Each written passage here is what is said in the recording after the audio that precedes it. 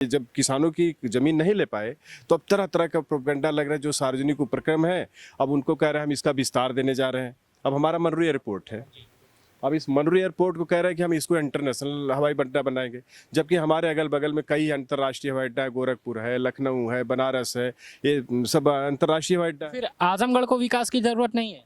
मेरा कहने का मकसद है आप जो इंटरनेशनल हवाई अड्डा सरकारी उपक्रम के हैं उसको संभाल ही नहीं पा रहे, उसको तो बेच दिया आपने। अभी लखनऊ का चौधरी चरण सिंह जो किसानों के नेता थे, उनके नाम का एयरपोर्ट आपने बेच दिया, अडानी उस पर अब लिख दिया। तो ये तो निरहू जी आए हैं और ये भी जैसे सपना दिखा रहे हैं कि हम यहाँ से कह रहे थे ना अभी कि हम यहाँ से जहाज़ उड़ा देंगे, एयरपोर्ट बना के इंटरनेशनल बना देंगे और हम रेलवे लाइन लगा देंगे। जैसे फिल्मों में कहते थे कि नेताजी काँव काँव करने लगना है, गांव गांव बिजली का तार दौड़ाएंगे, बात समझ रहे हैं।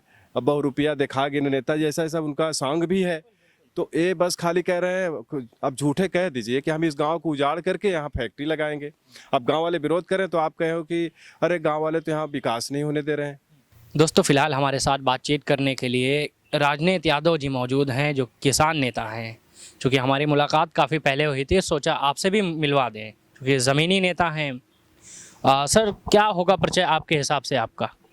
मैं राजनीत यादव, मैं इस आजमगढ़ ज़िले के सराय मीर से बिलोंग करता हूँ और मैं यहाँ पर किसानों के हित में हमेशा बात किया। और मैं एक किसान हूँ, किसान परिवार से आता हूँ और मैं यहाँ से 2 बार जिला पंचायत सदस्य भी रहा। किस क्षेत्र?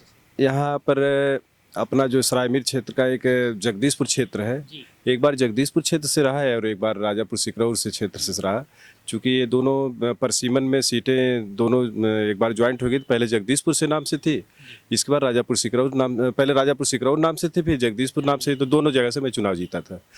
तो इस बार तो सर इसलिए चुनाव मैं नहीं जीता कि जो ये तीनों कृषि बिल सरकार ले आई थी और ये किसानों को ज़मीन को हड़प करके ये पूंजीपतियों को हाथों में देने के लिए जो तीनों कानून लाई थी, इस कानून के तहत हम लोगों ने दिल्ली में आंदोलन किया जो संयुक्त किसान मोर्चा का चल रहा था। तो वहाँ हम लोगों ने शपथ ले लिया था कि जब तक तीनों कृषि बिल वापस नहीं होगी तब तक हमारी घर वापसी नहीं होगी। तो इसलिए मैं कहा कि पहले देश बचेगा तो चुनाव तो बहुत आते जाते रहेंगे, इसलिए सर मैं इस बार चुनाव नहीं लड़ा। अपने लोगों से कह दिया भाई पहले देश बचाना है, इसके बाद चुनाव बहुत आते जाते रहेंगे। पिछले लगातार 2 बार से आप सदस्य रहे? जी 2 बार, पीछे हम 2 बार जिला पंचायत सदस्य यहाँ से रहे। सदस्य थे आप। अच्छा, इस समय की अगर सबसे ज़्यादा चर्चे वाली बात करें, चूँकि आप यादव हैं, तो इस पे मुझे याद आया कि हमारे सांसद माननीय दिनेश लाल यादव निरहुआ जी ने एक टिप्पणी की थी और वो उसकी बड़ी ही आलोचना हो रही है, हर जगह हो रही है। तो आप क्या सोचते हैं जिस टिप्पणी पे उन्होंने कहा, ये उनकी टिप्पणी है कि असली यादव देश के, बाकी अखिलेश के। तो आप भी देश के हैं कि अखिलेश के हैं, क्या लगता है आपको? देखिए भाई, मैं इस बात पे इसलिए थोड़ा सा आपको आगाह कर देना चाहूँगा। अब वो सांसद हैं, माननीय सांसद हमारे ज़िले से चुने गए हैं और मैं एक किसान की बात करता हूँ, मजदूर की बात करता हूँ और यहाँ पर सभी जाति धर्म मजहब हम लोग एक समान मानते हैं। हमसे अगर आप बात करेंगे कि आप भी यादव हैं तो इसमें एक चीज़ और जोड़ लीजिएगा कि हम एक इंसान हैं। और हम लोगों को शपथ दिलाई गई जिस दिन हम राजनीति में किसानों की बात को उठाने के लिए उतरे, तो हमें ये सिखाया गया कि आप जो है कि इंसान की बात करिएगा, कभी भी जात पात धर्मवाद के नाम पर। हाँ, जिसकी जो जातियां हैं वो अपना कमाए खाएं, सबका मालिक एक है। हिंदू मुस्लिम सिख ईसाई आपस सब भाई भाई, ठीक है। मुस्लिम अपना उन्हीं को अल्लाह कहता है, कोई गॉड कहता है, कोई फादर कहता है, कोई ईश्वर कहता है। तो जो भी अपना करे वो अपने हिसाब से करे, हम उसका वेलकम करते हैं। लेकिन डेवलपमेंट के लिए, समाज की समस्याओं के लिए, देश की उन्नति के लिए हम सभी लोग एक हैं। जहाँ तक आप बोले कि आप भी यादव हैं, आप निरहू जी कहे थे कि इस टिप्पणी की आलोचना करें या इस टिप्पणी को लेकर हम चलें? भगवान उनको सद्बुद्धि दे। वो सांसद हैं, एक जिम्मेदार नागरिक। वो सांसद बन चुके पहले, ठीक है। आप हीरो थे, एक एक्टर थे भोजपुरी के, हम लोग आपका सम्मान भी करते हैं। तो आप इस मर्यादा को, अब पार्लियामेंट के सांसद चुन लिए गए हैं तो आपको संयमित बोलना चाहिए कि यादव या कोई बिरादरी को आप बांटने का काम ना करें। चूँकि आप जिस पार्टी में हैं आप तो जान ही रहे हैं कि वो लोग तो हमेशा बांटने का काम करते हैं। तो आ जा करके अगर इनका भी इस तरह से बांटने का नज़रिया है तो ये तो हम इसकी घोर निंदा करते हैं। हम यादव हैं, ठाकुर हैं, ब्राह्मण हैं, कोई भी हैं, हमारे देश में मुस्लिम है, हिंदू है, हम पहली बात तो देश के हैं, सभी लोग देश के, ना हम अखिलेश के हैं ना किसी के हैं, न तो हम कोई अथवा है, हम पहली बात देश के हैं। और इसके लिए निरहू जी जो ये शब्द बोले हैं ये गलत है, नहीं बोलना चाहिए सर। अच्छा, आप सबसे बड़ा सवाल, अगर आप भारतीय जनता पार्टी के सांसद को गलत कहते हैं तो आपकी नज़र के हिसाब से समाजवादी पार्टी और भारतीय जनता पार्टी दोनों पार्टियों में क्या डिफरेंस रहा आपके हिसाब से? क्योंकि जनता तो अलग अलग राय रख लेती है, एक नेता ऊपर से वो भी किसान नेता क्या सोचते हैं इस बात को? देखिए भैया, ऐसा है, हम लोग यहाँ पर पहली बात तो किसी पार्टी विशेष की बात ही नहीं करते, चूँकि हम लोग एकदम इंडिपेंडेंट हैं। मैं जय किसान आंदोलन, जो भारत देश का बहुत बड़ा संगठन है, जय किसान आंदोलन जिसके संस्थापक हैं आदरणीय जोगेंद्र यादव जी, मैं उस टीम का प्रदेश उपाध्यक्ष हूँ।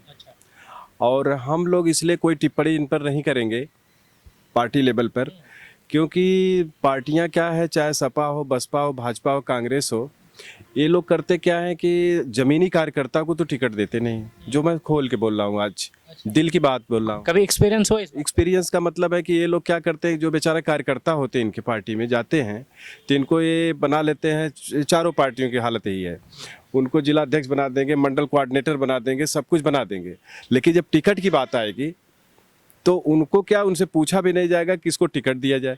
ये लोग बस कोई आ गया पैरासूट से, कोई पूंजीपति है वहाँ तक पकड़ बना लिया, कोई जैसे भी उसको टिकट दे देते हैं, जनता के ऊपर थोप देते हैं। अगर जनता कोई आदमी से कहता है भैया किस कैंडिडेट को आपने ला दिया, तो कहते हैं भैया अगर आपको बर्दाश्त है ठीक है ना, तो आप पार्टी से बाहर हो जाइए। तो जब वो पार्टी से बाहर हो जाते हैं तो उनके साथ वाले कहते हैं चलो एक सीट खाली हो गई, नहीं जानते हमारे साथ भी ऐसा है। चप्पल घिसते घिसते जो मर जाते हैं कार्यकर्ता और ये पैरासूट से आ जाते हैं, तो हम किस पार्टी के नेता को, यहाँ पर आजमगढ़ का दुर्भाग्य है कि लोग आते हैं, चुनाव जीत के चले जाते हैं, कोई पैरासूट से आ जाता है, कोई कुछ दिखा के सपना चलाता है। तो ये तो निरहू जी आए हैं और ये भी जैसे सपना दिखा रहे हैं कि हम यहाँ से कह रहे थे ना अभी कि हम यहाँ से जहाज़ उड़ा देंगे, एयरपोर्ट बना के इंटरनेशनल बना देंगे और हम रेलवे लाइन लगा देंगे, जैसे फिल्मों में कहते थे कि नेताजी काँव काँव करने लगना है, गांव गांव बिजली का तार दौड़ाएंगे। बात समझ रहे हैं? अब बहुत रुपया दिखागे नेताजी, ऐसा ऐसा उनका सॉन्ग भी है। तो ये बस खाली कह रहे हैं, अब झूठे कह दीजिए कि हम इस गांव को उजाड़ करके यहाँ फैक्ट्री लगाएंगे। अब गांव वाले विरोध करें तो आप कहो कि अरे गांव वाले तो यहाँ विकास नहीं होने दे रहे हैं। अभी मंदुरी एयरपोर्ट है ना सर जी, हमारे आजमगढ़ ज़िले में एक मंदुरी एयरपोर्ट है, छोटा सा हवाई पट्टी है।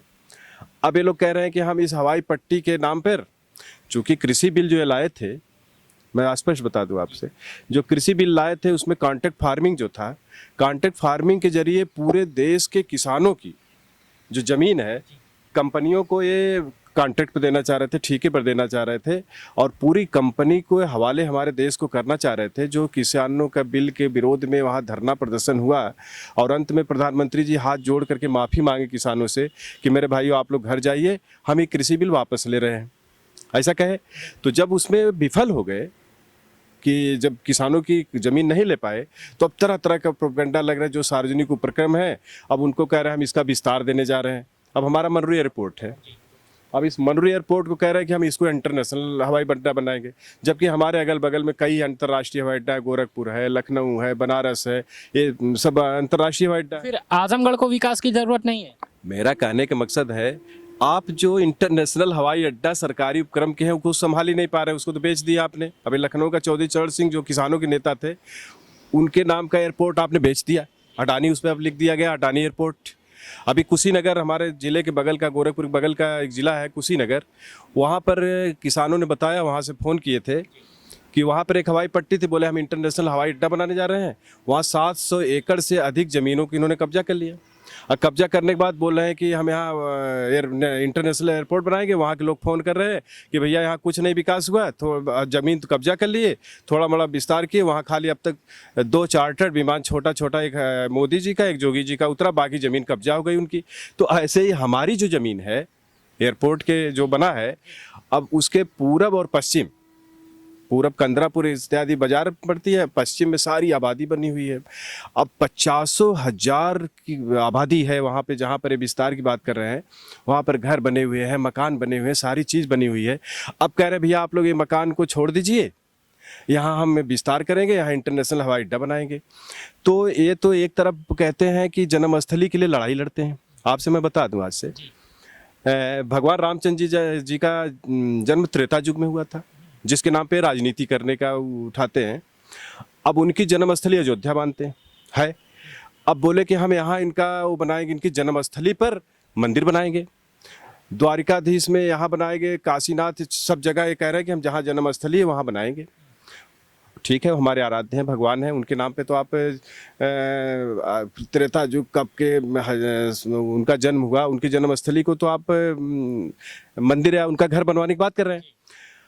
यहाँ पर जितने भी लाख 50,000 लाखों किसान हैं, उनके घर बने हुए हैं, पुश्तैनी मकान है, उनका जन्म हुआ है वहाँ, तो उनके घर को आप उजाड़ रहे हैं। ये भी तो हमारे अन्नदाता भगवान इनको कहा जाता है। किसानों को क्या कहा जाता है? अन्नदाता कहा जाता है। इसीलिए अगर आप बहुत बड़े भक्त हैं, ईश्वर के मानने वाले, तो मैं तुलसीदास जी के रामायण से कह रहा हूँ। तुलसीदास जी ने स्पष्ट लिख दिया है रामायण में अपने कि तुलसी यह जग आय के सबसे मिलिए धाय, ना जाने किस रूप में नारायण मिल जाए। तुलसीदास जी का क्या रहना कि जितने भी यहाँ पर मनुष्य हैं सबसे प्रेम पूर्वक मिलिए, चाहे हिंदू हो, मुस्लिम हो, किसी जाति धर्म मजहब का हो, उससे प्रेम पूर्वक मिलिए। हो सकता है किसी रूप में वो नारायण ही क्यों ना हो, ऐसा तुलसीदास बिल्कुल स्पष्ट, इसका व्याख्या भी यही है। तो ये बताइए, वो मंदुरी एयरपोर्ट के सामने जो जमीन है, लगभग 1200 एकड़ जमीन एक्वायर करना चाह रहे हैं। अब 50,000 की आबादी है, 8-10 तो ग्राम सभाएं हैं, छोटी बड़ी ग्राम सभाओं उसमें जोड़ दिया जाए तो लगभग 20-25 गांव की जमीनें, घर उजड़ रहे हैं। वहाँ पर उनका जन्म हुआ है, असली भगवान तो वो है भैया। आप उनके जन्मस्थली को उजाड़ रहे हो, आप एयरपोर्ट बना लो, उसी में से कोई निकले। अगर आपकी आस्था वहाँ, तो हमारी आस्था भी 3 भगवानों से है, हम भी तो आस्थावान हैं। अच्छा, जो समाजवादी पार्टी सरकार जब थी, समाजवादी पार्टी की सरकार, तो वहाँ पर एयरपोर्ट उन्होंने पास किया, तो गलती उनकी नहीं है कि जब ऐसी घनी आबादी में उन्होंने देखा कुछ जगह खाली हैं खेतों की, उस समय भी विरोध हो रहा था उनका, लेकिन किसी ने साथ नहीं दिया। लेकिन इस समय जब घर पे बात आ गई तो सभी लोग एकदम चौकन्ने होकर घर से बाहर आ गए। तो गलती क्या पिछली सरकारों की नहीं थी जो उसको वहाँ पर पास कराए, ज़्यादा जगह ना होते हुए भी? देखिए भाई, एक बात बता दें आपसे, जो सरकार कहना चाहती है आप लोग वही बात कहना चाहते हैं, मीडिया के लोग। सरकार तो चाह रहे हैं कि हम ऐसा प्रोपेगेंडा करें ऐसा कि ताकि पब्लिक के अंदर गुमराह हो। तो ये आप बताइए, जो वहाँ पर एयरपोर्ट बना हुआ, हम किसी सरकार की न तो पक्ष ले रहे हैं न विपक्ष ले रहे हैं, जो वहाँ हवाई पट्टी बनी हुई है वो वहाँ पर आबादी नहीं थी, वो बिना आबादी की खाली ज़मीन थी, वहाँ पर एक्वायर करके किसानों को मुआवजा दे करके उसको बना दिया गया। तो वहाँ तो हम लोग भी तो कह रहे हैं, आज की डेट में आज क्या कर रहे हैं, हमारी आबादी को उजाड़ रहे हैं। अब बताइए कि 10 किलोमीटर के रेंज में इसके बाद जो आबादी बसी हुई है, पूरा घर बने हुए हैं, आप उसको उजाड़ कर विकास करेंगे क्या? आप उसको उजाड़ करके विस्तार करेंगे क्या? हाँ ठीक है, हम इसका विरोध भी नहीं करते। अगर वहाँ हवाई पट्टी बनी, खाली आबादी थी, वहाँ बन गया। आपको अंतर्राष्ट्रीय हवाई अड्डा बनना है, सरकार के पास कोष की कमी नहीं है, पैसा भी की कमी नहीं है। अगर आपको अंतर्राष्ट्रीय हवाई अड्डा बनाना ही है, विकास करना है, अब जैसे जो ये कह रहे हैं नेहरू जी की हम विकास करना चाह रहे हैं, लोग करने नहीं दे रहे हैं, और ऐसा मीडिया वालों में और सरकार चाह रही कि ऐसी चर्चा हो। तो मैं चाहता हूँ हमारे यहाँ हजारों एकड़ ज़मीन बिना आबादी की है, खाली ज़मीनें, वहाँ एयरपोर्ट बना ले। नदियों के किनारे कई हजारों एकड़ ज़मीनें खाली हैं। अभी चौराहों पर चले जाइए, बहुत जगह ऊसर बंजर पड़ा हुआ है, जंगल पड़े हुए हैं, बहुत जगह खाली हुई हैं।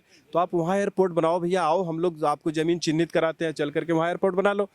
हम यहाँ पर एयरपोर्ट बनाओ, कॉलेज बनाओ, यहाँ पर अस्पताल बनाओ, यहाँ पर उद्योग धंधे, इंडस्ट्री लगाओ, विकास ही विकास, विकास ही विकास करो। अब आप कहोगे कि किसानों का घर उजाड़ देंगे और इसके बाद यहाँ पर हम बनाएंगे, अगर किसान और कोई मजदूर विरोध कर रहा है, वो भी तो भगवान है, उनकी जन्मस्थली उजाड़ रहे हो। कल की डेट में आप एयरपोर्ट उनके घर को उजाड़ के कर दोगे, उनमें से कोई अगर बड़ा नेता हो गया कभी मान लीजिए प्रभावशाली हो गया, तो कहेगा अरे मेरा तो यहाँ जन्म हुआ था, मेरे पुरखों का जन्म हुआ था, मेरे घर को उजाड़ कर गवर्नमेंट, तो एयरपोर्ट को उजाड़ कर कहेगा मैं ही घर बनवाऊंगा, फिर क्या करोगे आप? क्या कर लेंगे, उतना पैसा भी खराब, ज़मीन भी गई। तो ज़मीन भी खराब हुई। तो आप किसी के घर उजाड़ कर, हमारी आस्था जुड़ी हुई है भैया, आपको विकास करना है तो आइए, आपको हम ज़मीन दे रहे हैं, ज़मीन में बनवाइए, एयरपोर्ट बनवाइए, सारी चीज़ बनवाइए। अच्छा, लास्ट में एक बात आपसे ये पूछनी है, चूँकि आप आंदोलन करते रहते हैं, वो भी किसानों के एक्टिव हैं, आने वाले वक्त में क्या देखा जा सकता है, कहीं भी एकदम उचले स्तर का किसान आंदोलन कहीं होने वाला है किसी भी मुद्दे को लेकर? देखिए भैया, ऐसा है, ये गवर्नमेंट हमें रोड पे उतार दी है। अब तो हमारा किसान आंदोलन जानते हैं, अभी परसों लखनऊ में बैठक भी हुई है। संयुक्त किसान मोर्चा अभी 26 तारीख को राजभवन घेरने जा रहा है। क्यों घेरने जा रहा है? क्योंकि जब ये हम लोग आंदोलन पर बैठे थे दिल्ली में, तो सरकार बोले कि हम एमएसपी की गारंटी देंगे। बात समझ रहे कि नहीं? हम एमएसपी की गारंटी देंगे, हम किसानों की जो है कि ज़मीन एक्वायर नहीं करेंगे, आवश्यक वस्तु भंडारण अधिनियम जो है कि हम ख़त्म करते हैं। लेकिन आज भी हमारे देश का जो अनाज है, चंद्रेश, हमारे देश का अनाज जो है आज भी जो है कि लूटा जा रहा है। यहाँ के गेहूँ, यहाँ के चावल गांव में जा कर के बड़ी बड़ी कंपनी वाले आज भी खरीद रहे हैं, और हजारों ट्रक यहाँ से सस्ते में अनाज ले जा कर डंप कर रहे हैं। जबकि आवश्यक वस्तु भंडारण अधिनियम में है कि एक लिमिट से ज़्यादा आप भंडारण नहीं कर सकते, लेकिन ये लूट करके यहाँ से सब ले जाके भंडारण कर रहे हैं। यहाँ आज गेहूँ 60 हो गया है। जो गेहूं हमसे 1800-1900 रुपया कुंटल खरीदा गया था किसानों का कटाई के समय, यहाँ से सब गेहूं ये खरीद करके उठा ले गए। आज यहाँ की जो आटा मिले हैं, अभी आजमगढ़ की आटा मिल है, किसान मैदा मिल है, अभी आप शाहगंज में चले जाइए, एक मोती मैदा मिल है, बादशाह मैदा मिल है। इन लोगों के यहाँ गेहूँ का 60 हो गया है। आज गेहूँ का 60 होने की वजह से ये हमारा गेहूँ तो लूट लिए, उठा के लेके चले गए, भंडारण कर लिए। अब यहाँ पर आज की डेट में 35-40 रुपया किलो आटा हो गया है। किसान कहाँ से गरीब आदमी खाएगा? हमारा खरीदे हो 18-19 में और बेच रहे हो 35 रुपये में। तो सरकार को मूल्य नियंत्रण की जिम्मेदारी होती है। सरकार क्या करती है कि गेहूं जो है कि 8 करोड़ टन, आप समझ रहे हैं, ये मूल्य नियंत्रण की जिम्मेदारी गवर्नमेंट की कैसे होती है? 8 करोड़ टन गेहूं बफर स्टॉक में रखा जाता है गवर्नमेंट की तरफ से। इसलिए रखा जाता है कि अगर मान लीजिए कोई व्यापारी कानून के बावजूद भी अगर भंडारण कर लिया, तो हम उसको तुरंत मार्केट में उतारेंगे। जब मार्केट में उतारेंगे तो ये सस्ता हो जाएगा। इनके पास बफर स्टॉक का भी गेहूं इन्होंने बेच दिया। आज बफर स्टॉक में भी गेहूं नहीं बचा है। आज जो है कि जो हमारा जो यहाँ का गेहूं था, इसको व्यापारी डंप कर लिए हैं। गेहूं यहाँ पर 60 हो गया है। आज कीमत बढ़ रही, बताइए, इसीलिए गवर्नमेंट बनाई जाती है, किसानों को मार डालो। यहाँ पर देखो, सरसों का तेल 200 रुपया क्रॉस, कभी कम कभी बेसी करके इस तरह चला रहे हैं। और जब हमारे पास पैदा होता है कोई चीज़, तो ये लोग खरीद करके उठा ले जाते हैं बाद में स्टॉक करके। इसीलिए तो हम विरोध किसानों का है। तो ये लोग पूरे चारों तरफ से किसानों को लूट रहे हैं। अब जानते हैं एक चीज़ और, हमारे आजमगढ़ ज़िले का पिछला बजट 660 करोड़ का था। मनरेगा का, विधवा पेंशन, वृद्धा पेंशन, लड़कियों के शादी अनुदान, ये सारा पैसा जो डिस्ट्रीब्यूट होता है 660 करोड़। ऐसे ही पूरे देश में पैसा हर डिस्ट्रिक्ट में जाता है और ये 48 विभाग में डिस्ट्रीब्यूट किया जाता है। ये लोग अधिकारियों को सरकार मिल करके 48 विभाग का पैसा आम जनता में ना भेजकर सुबह शाम तक इस चक्कर में आते किसी तरह से पैसा हम खुद निकाल लें। तो हमारा पैसा कुछ लोगों के हाथों में चला जा रहा है। आज भाई साहब इसकी दुर्दशा जानते क्या हो रही है? ये लूट की वजह से क्या हुई है? गांव में पैसा रह नहीं गया है लोगों के पास। आज गांव में कोई अगर एक छोटा सा टॉफ़ी बिस्किट बेचने वाला भी जा रहा है, तो गांव की हालत ये हो गई है, मजदूरों की, किसानों की हालत हो गई है कि अगर उनके बच्चे मांग रहे हैं कि भैया हमको एक टॉफ़ी दिलवा दीजिए, बिस्किट दिलवा दीजिए, तो माँ बाप को ये कहना पड़ रहा है कि भैया टॉफ़ी बिस्किट ख़राब चीज़ होती है, मत खाओ, इससे तुम्हारा मुँह नुकसान हो जाएगा। ये नहीं कह रहे पैसे नहीं, ये नहीं कह रहे हैं कि पैसा नहीं है, उसको ये कह करके सांत्वना दे रहे हैं कि बेटा मत खाओ, और दिल उनका कचोट जा रहा है। बताओ, मैं टॉफ़ी बिस्किट बच्चों को नहीं दिला पा रहा हूँ। औरतें बेचारी जो श्रृंगार की छोटी छोटी चीज़ें होती हैं, नथिया होती है, बाली होती है, सब होती है, चाहे हिंदू चाहे मुस्लिम चाहे कुछ भी हो, वो बेचारी देख करके तरफ जा रही हैं कि मैं जो है कि इनसे न खरीदूं। क्योंकि ये सारा का सारा पैसा भाई साहब, चाहे मनरेगा का पैसा हो, चाहे वो शादी अनुदान का पैसा हो, वृद्धा पेंशन हो, विधवा पेंशन हो, ये सारा आप जानते हैं किसानों के लिए अभी सोलर पंप आया था पिछले बजट में कि किसानों को 1 से 35,000, 40,000, 50,000 देने बाद 1.5 से 2 लाख का हम सोलर पंप देंगे। और मोदी जी कहे कि ये डिजिटल इंडिया के नाम पर हम करेंगे, भ्रष्टाचार नहीं होगा। इसमें क्या हुआ पता है आपको? जब सोलर पंप लेने किसान गए वहाँ पर ऑफिस पे, मैं भी गया था कृषि विभाग आजमगढ़ में, तो कृषि विभाग वाले बोले, हंसने लगे, कहा आप लोग सोलर पंप लेने आए हैं? बोला हाँ। कहा ये खाली मात्र 2.5 घंटे की योजना थी। एक योजना 2.5 घंटे की थी कि पहले आओ पहले पाओ। जैसे रेलवे में टिकट नहीं बुक होता है कि 10 मिनट के अंदर तत्काल टिकट निकलता है, इसके बड़े बड़े जो व्यापारी थे, पूंजीपति थे, इंटरनेट पर बैठे पूरा हाईजैक करके सारा सोलर पंप हाईजैक कर लिए। पूरी सब्सिडी का पैसा उनके हाथ में गया। मैं पूरा आजमगढ़ जिले में चैलेंज के साथ कहता हूं, भाई साहब, मैं निजामाबाद 348 विधानसभा निजामाबाद से आ रहा हूं। अपने पूरे यहाँ के जितने भी नागरिक, चाहे सपा के हों, भाजपा के हों, बसपा के हों, कोई भी व्यक्ति पूरे निजामाबाद विधानसभा में जहाँ मैं हूँ वहाँ की बात कर ही रहा हूँ, पूरे आजमगढ़ जनपद में कोई व्यक्ति ये मुझसे आके बता दे कि किसी गांव में एक भी सोलर पंप आवंटित हुआ हो। अगर हुआ भी होगा तो समझ लो भगवान का बहुत बड़ा भाग्यशाली होगा। लेकिन मेरी समझ में आ रहा है कि निजामाबाद विधानसभा में एक भी सोलर पंप किसी को आवंटित नहीं होती। ये योजना चलाने से क्या फायदा? आप बोले हम किसानों के लिए सोलर पंप इतना सस्ता दे रहे हैं, बड़े बड़े होर्डिंगों पर प्रचार में लगा देंगे कि हमने किसानों को इतना सोलर पंप दे दिया। अभी ट्यूबवेल की योजना है, ट्यूबवेल की योजना पे सब्सिडी का है, उस पर भी वही हाईजैक, कंपनी वाले तुरंत हाईजैक कर ले रहे हैं।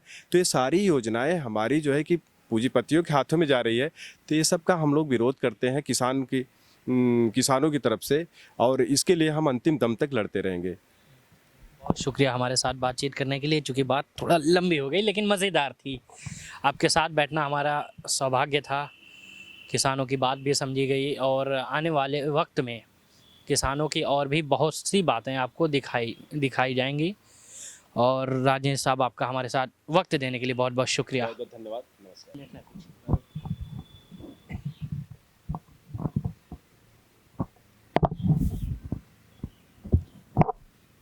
उसने अभी हल्का सा कर लेंगे तो ये रहेगा, फेस बना रहेगा, फिर रहेगी चेहरा देख के बात होगी। मैट देख लो, सब सही है कि ऑन कर लो।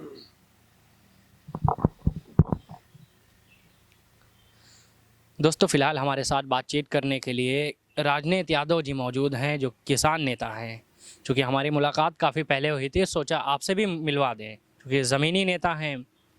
सर, क्या होगा परिचय आपके हिसाब से आपका?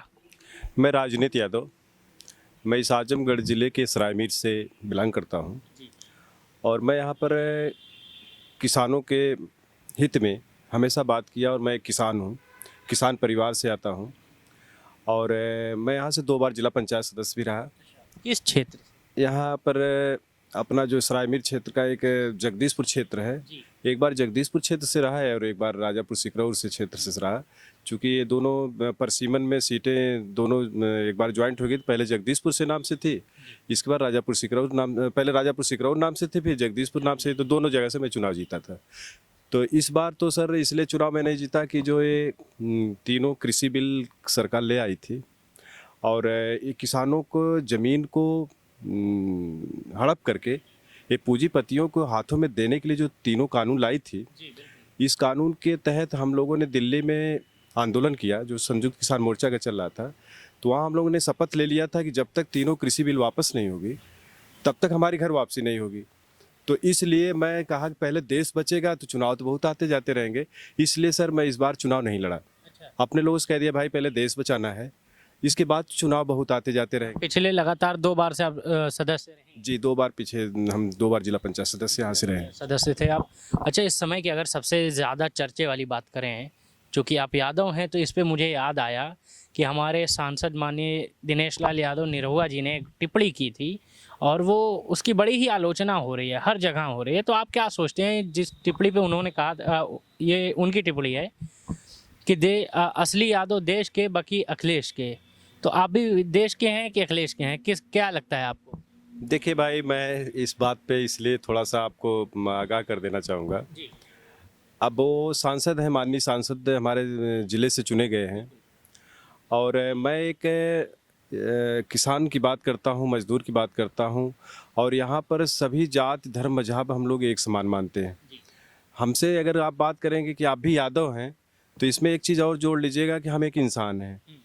और हम लोगों को शपथ दिलाई गई जिस दिन हम राजनीति में किसानों की बात को उठाने के लिए उतरे, तो हमें ये सिखाया गया कि आप जो है कि इंसान की बात करिएगा, कभी भी जात पात धर्मवाद के नाम पर। हाँ, जिसकी जो जातियाँ हैं अपना वो अपना कमाए खाएं, सबका मालिक एक है। हिंदू मुस्लिम सिख ईसाई आपस सब भाई भाई। ठीक है, मुस्लिम अपना उन्हीं को अल्लाह कहता है, कोई गॉड कहता है, कोई फादर कहता है, कोई ईश्वर कहता है।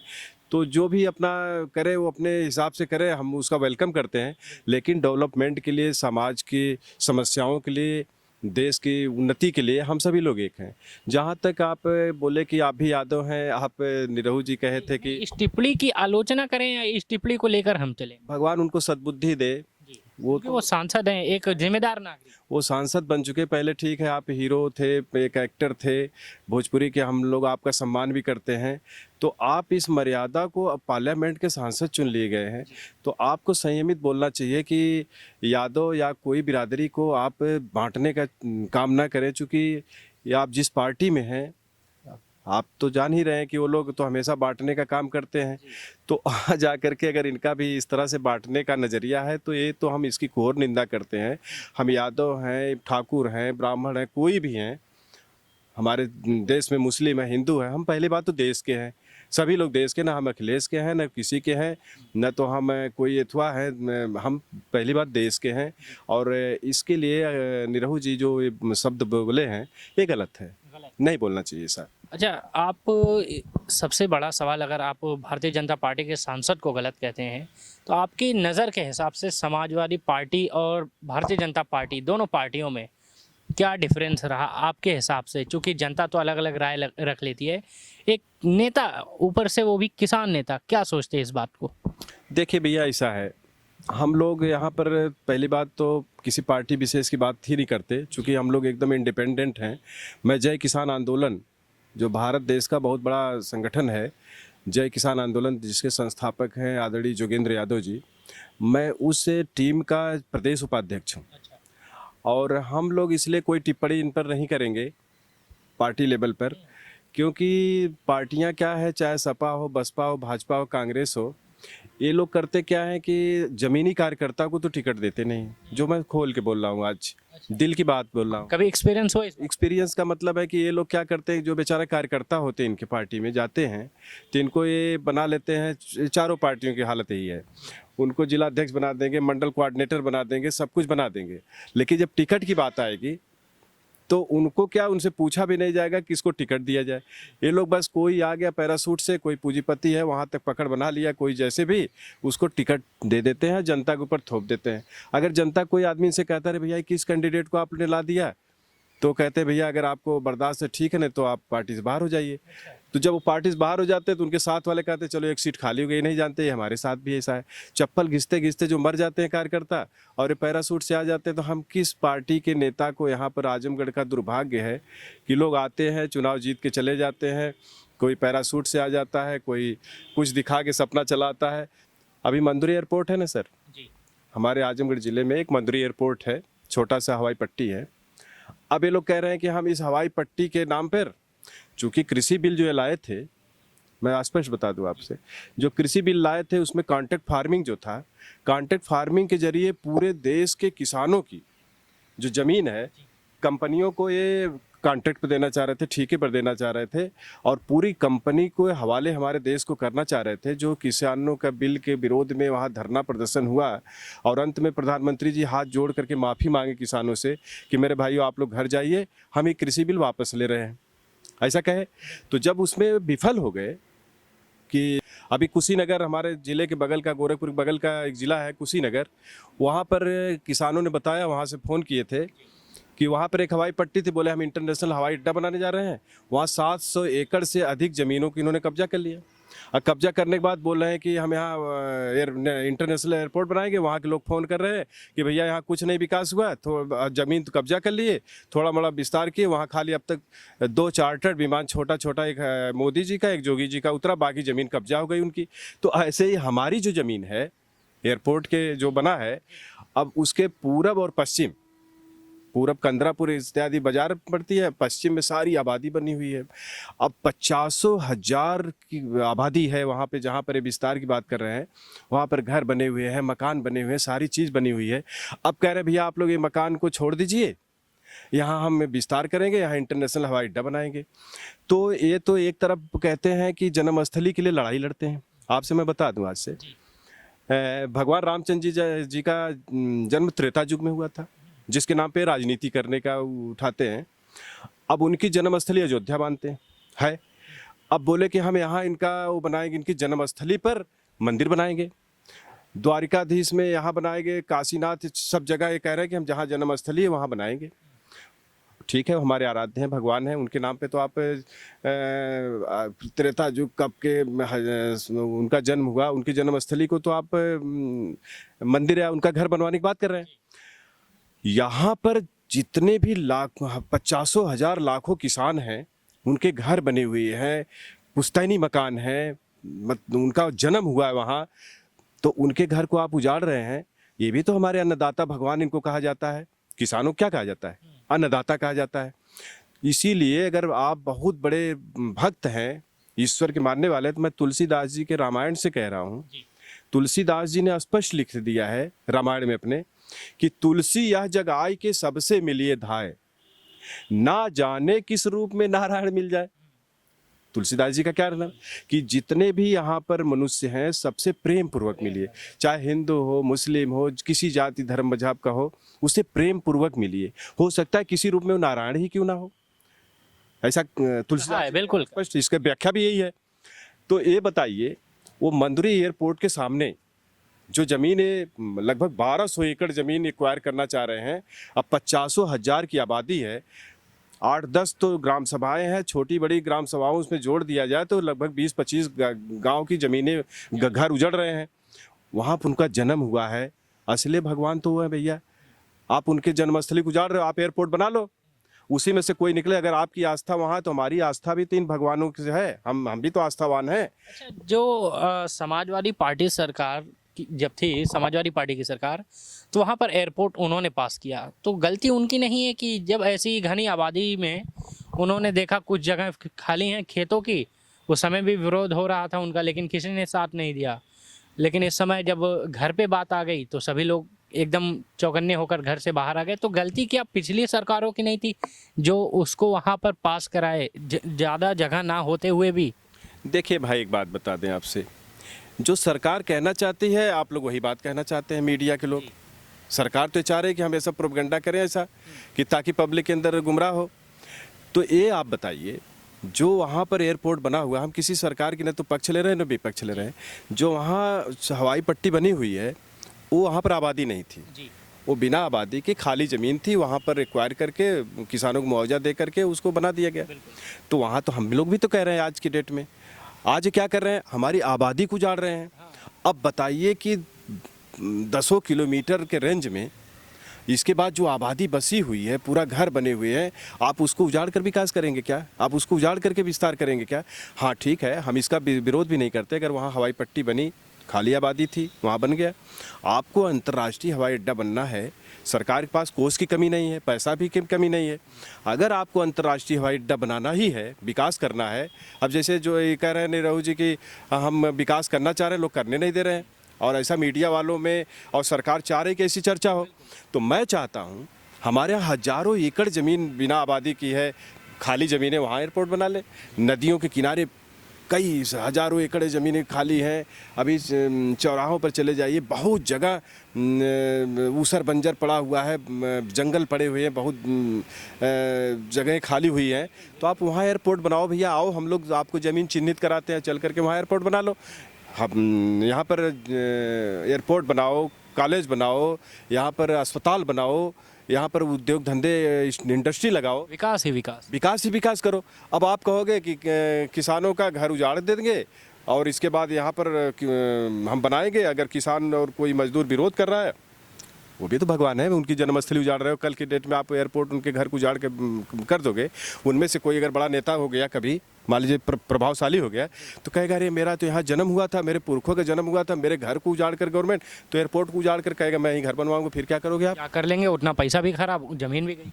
तो ज़मीन भी खराब हुई। तो आप किसी के घर उजाड़ कर, हमारी आस्था जुड़ी हुई है भैया, आपको विकास करना है तो आइए, आपको हम ज़मीन दे रहे हैं, ज़मीन में बनवाइए, एयरपोर्ट बनवाइए, सारी चीज़ बनवाइए। अच्छा, लास्ट में एक बात आपसे ये पूछनी है, चूँकि आप आंदोलन करते रहते हैं, वो भी किसानों के एक्टिव हैं, आने वाले वक्त में क्या देखा जा सकता है, कहीं भी एकदम उचले स्तर का किसान आंदोलन कहीं होने वाला है किसी भी मुद्दे को लेकर?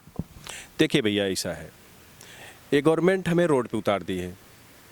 अब तो हमारा किसान आंदोलन जानते हैं, अभी परसों लखनऊ में बैठक भी हुई है। संयुक्त किसान मोर्चा अभी 26 तारीख को राजभवन घेरने जा रहा है। क्यों घेरने जा रहा है? क्योंकि जब ये हम लोग आंदोलन पर बैठे थे दिल्ली में, तो सरकार बोले कि हम एमएसपी की गारंटी देंगे। बात समझ रहे कि नहीं? हम एमएसपी की गारंटी देंगे, हम किसानों की जो है कि ज़मीन एक्वायर नहीं करेंगे, आवश्यक वस्तु भंडारण अधिनियम जो है कि हम ख़त्म करते हैं। लेकिन आज भी हमारे देश का जो अनाज है, चंद्रेश, हमारे देश का अनाज जो है आज भी जो है कि लूटा जा रहा है। यहाँ के गेहूँ, यहाँ के चावल गांव में जा कर के बड़ी बड़ी कंपनी वाले आज भी खरीद रहे हैं, और हज़ारों ट्रक यहाँ से सस्ते में अनाज ले जा कर डंप कर रहे हैं। जबकि आवश्यक वस्तु भंडारण अधिनियम में है कि एक लिमिट से ज़्यादा आप भंडारण नहीं कर सकते, लेकिन ये लूट करके यहाँ से सब ले जाके भंडारण कर रहे हैं। यहाँ आज गेहूँ 60 हो गया है। जो गेहूँ हमसे 1800-1900 रुपये कुंटल खरीदा गया था किसानों का कटाई के समय, यहाँ से सब गेहूँ ये खरीद करके उठा ले गए। आज यहाँ की जो आटा मिले हैं, अभी आजमगढ़ की आटा मिल है, किसान मैदा मिल है, अभी आप शाहगंज में चले जाइए, एक मोती मैदा मिल है, बादशाह मैदा मिल है। इन लोगों के यहाँ गेहूँ का 60 हो गया है। आज गेहूँ का 60 होने की वजह से ये हमारा गेहूँ तो लूट लिए, उठा के लेके चले गए, भंडारण कर लिए। अब यहाँ पर आज की डेट में 35-40 रुपये किलो आटा हो गया है। किसान कहाँ से गरीब आदमी खाएगा? हमारा खरीदे हो 18-19 में और बेच रहे हो 35 रुपये में। तो सरकार को मूल्य नियंत्रण की जिम्मेदारी होती है। सरकार क्या करती है कि गेहूं जो है कि 8 करोड़ टन, आप समझ रहे हैं, ये मूल्य नियंत्रण की जिम्मेदारी गवर्नमेंट की कैसे होती है? 8 करोड़ टन गेहूं बफर स्टॉक में रखा जाता है गवर्नमेंट की तरफ से। इसलिए रखा जाता है कि अगर मान लीजिए कोई व्यापारी कानून के बावजूद भी अगर भंडारण कर लिया, तो हम उसको तुरंत मार्केट में उतारेंगे। जब मार्केट में उतारेंगे तो ये सस्ता हो जाएगा। इनके पास बफर स्टॉक का भी गेहूं इन्होंने बेच दिया। आज बफर स्टॉक में भी गेहूं नहीं बचा है। आज जो है कि जो हमारा जो यहाँ का गेहूं था, इसको व्यापारी डंप कर लिए हैं। गेहूं यहाँ पर 60 हो गया है। आज कीमत बढ़ रही है, बताइए, इसीलिए गवर्नमेंट बनाई जाती है, किसानों को मार डालो। यहाँ पर देखो, सरसों का तेल 200 रुपया क्रॉस, कभी कम कभी बेसी करके इस तरह चला रहे हैं। और जब हमारे पास पैदा होता है कोई चीज़, तो ये लोग खरीद करके उठा ले जाते हैं बाद में स्टॉक करके। इसीलिए तो हम विरोध किसानों का है। तो ये लोग पूरे चारों तरफ से किसानों को लूट रहे हैं। अब जानते हैं एक चीज़ और, हमारे आजमगढ़ ज़िले का पिछला बजट 660 करोड़ का था। मनरेगा का, विधवा पेंशन, वृद्धा पेंशन, लड़कियों के शादी अनुदान, ये सारा पैसा जो डिस्ट्रीब्यूट होता है 660 करोड़। ऐसे ही पूरे देश में पैसा हर डिस्ट्रिक्ट में जाता है और ये 48 विभाग में डिस्ट्रीब्यूट किया जाता है। ये लोग अधिकारियों को सरकार मिल करके 48 विभाग का पैसा आम जनता में ना भेजकर सुबह शाम तक इस चक्कर में रहते हैं किसी तरह से पैसा हम खुद निकाल लें। तो हमारा पैसा कुछ लोगों के हाथों में चला जा रहा है। आज भाई साहब इसकी दुर्दशा जानते क्या हो रही है? ये लूट की वजह से क्या हुई है? गांव में पैसा रह नहीं गया है लोगों के पास।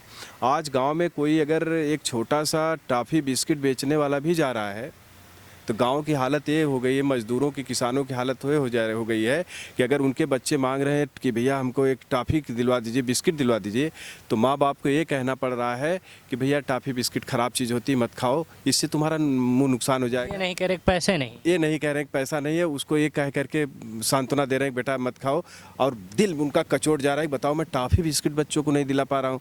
औरतें बेचारी जो श्रृंगार की छोटी छोटी चीज़ें होती हैं, नथिया होती, बाली होती है, सब होती है, चाहे हिंदू चाहे मुस्लिम चाहे कुछ भी हो, वो बेचारी देख करके तरफ जा रही हैं कि मैं जो है कि इनसे नहीं खरीदूं।